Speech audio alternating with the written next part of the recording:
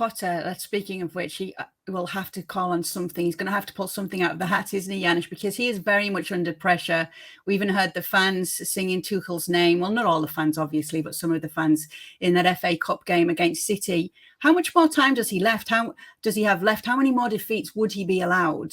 Well, not many. Again, the system that is in place is obviously long term, as we can tell. And even with João Félix, even though he may not be back, he'll be there for 6 months. It's again another young player coming in. This is being built for the future, but it's still Chelsea Football Club, and you've got to have results. In the meantime. So I've said it before and say it again. I think what he needs to do is needs to show that there's progress. He needs to do Mikel Arteta. I apologize for repeating myself, but he needs to finish the season strong, even if it means likely not making the Champions League, but be in the fight at the end of the season, being that 5th, 6th place very, very close, where you can see the results of some of the young players coming in, which they will be called upon probably immediately because of all the injuries as well. And that's his future right there, because for Potter, even though he was brought probably for the right reasons, given what I see right now, signing of all those young players for the future, I have a feeling that there may be even more signings, right? Going back to the signing of João Félix, not a goal scorer.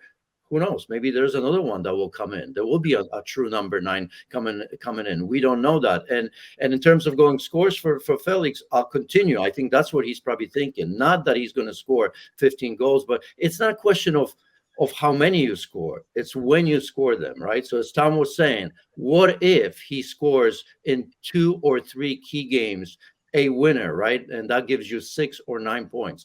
That's the question here. And I look at that schedule, like Tom said, there's a couple games against Fulham in it. There's Crystal Palace, there's West Ham, and there's Liverpool, maybe not at their best. So I've always said it. Goals are important. You want to score 15. What are we going to ask of him? He's going to be here for 5 months. Are we going to sit here and say, okay, now we need goals here. João Félix needs to give us 10, 15 goals? No, that's not an issue. Score key goals. And I think he could do that perhaps. But talking about the goals, and obviously you mentioned that number 9 as well, Janusz, there is no obvious centre-forward replacement. Well, I'm saying replacement. There is no obvious centre-forward right now, is there, Tom, out there in the market for Chelsea? This is the thing with Chelsea also. They've had, in recent memory, some real problems with that number 9 position. So they spent all that money on Lukaku. That didn't work. They spent all that time trying to bring in Aubameyang. That hasn't worked. So whatever number 9 they want has to be a very specific type of player. And we're looking at sort of the global transfer market as it stands. Manchester United are looking at a forward. So they went for the big 6'6", rangy Weghorst, who I'm sure we'll talk about later. But he's the specific type. He's a stopgap. And these are the sort of strikers you're likely to see on the market at the moment. So unless perhaps, and I'm just plucking this out of thin air, they managed to get someone like Danny Ings, maybe. He's a natural number 9. He's exactly what they want, someone in there. But it just seems in terms of long-term targets at the moment, as you say, there's very few options on the market. And looking at their transfer strategy, we're looking at how they're sort of planning for the future. They've made 3 big signings already this month, 2 of which are definitely geared towards the next couple of years rather than now.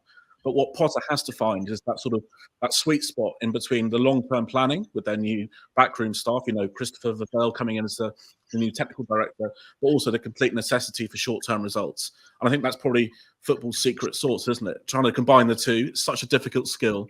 And it takes, likes of Ferguson mastered it, but it's going to be very, very hard for Potter if he continues losing these games.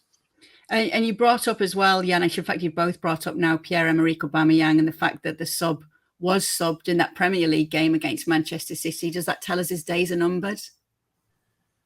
I think so. I've given up on him. I certainly have. This game, it's a beautiful game, and why not enjoy it when you're at big clubs like that? He's failed a number of them, right? I mean, if you put aside, the great spell that he had at Arsenal and took that for granted, it seems to me. Then you get to Real Madrid, and that doesn't seem to work. Real Madrid, Barcelona, although it did work for a little bit, and then you're back in the Premier League, and look where we are. So yes, I've given up on him. I don't think there's a future for Pierre Emerick Aubameyang under Potter or anybody else for that matter. Yeah, what about you, Tom? About Aubameyang? Yeah, I think he's definitely struggled. And I think, as we said earlier, when he was signed, he was a Thomas Tuchel signing. He worked with him so closely at Borussia Dortmund. And it just hasn't clicked again under Potter so far. And I think what's really interesting is how to get the best out of Kai Havertz. And that's where I think this recruitment should be looking over this, for the short term. So perhaps if Felix can play further up the field and they can actually play Havertz off him. Havertz isn't a false nine. We're seeing this. Like we saw his game against Man City the other day. He really struggles to sort of either hold the ball up or play off the shoulder of players. He is a number 10. He's not a number 9.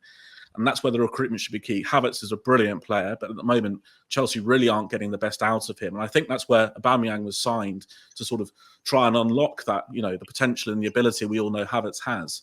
So I think that's where that number 9 should really be sort of pitched, looking at how they can bring the best out of the talent already there. But in terms of Aubameyang, just hasn't worked. Okay, let's move on then. Oh, go on then, Janusz. I think you've got a little point to make there. There's probably no reason to sign anybody just for the sake of signing again, right? I mean, I clearly can see that Chelsea are going to go big in the summer. And because I think they've recognized the fact right now that it's a longer rebuild. It's they're not hoping for Arsenal, Manchester United type of rebuild, but they realize they're not making the Champions League, and so it makes zero sense to spend money right now on players that we can't even think of because they really aren't available right now. I can't think of 1 or 2 players that you would say, yes, let's spend, and that player guarantees you a goal. So I think they're just going to wait, hope for the best. I know Chelsea fans don't want to hear it, but I think that's reality. And I'd be actually very, very disappointed if they once again went for another stopgap, really, for the most part, unless, there's a player out there that becomes available and it makes sense. But it makes zero sense to just sign a player for the sake of signing him because they've had so many issues identifying that striker. They've had issues with Lukaku a couple times, right? And Timo Werner was another one. So I think they're smart enough. I would hope that they are smart enough to know now, say, okay, let's give ourselves now the next 4 or 5 months, identify a player and go big on that player. Well, thank you very much for watching ESPN on YouTube. For more sports highlights and analysis, be sure to download the ESPN app. And for live streaming, premium content, and let's not forget as well, ESPN FC 7 days a week. Subscribe to ESPN+.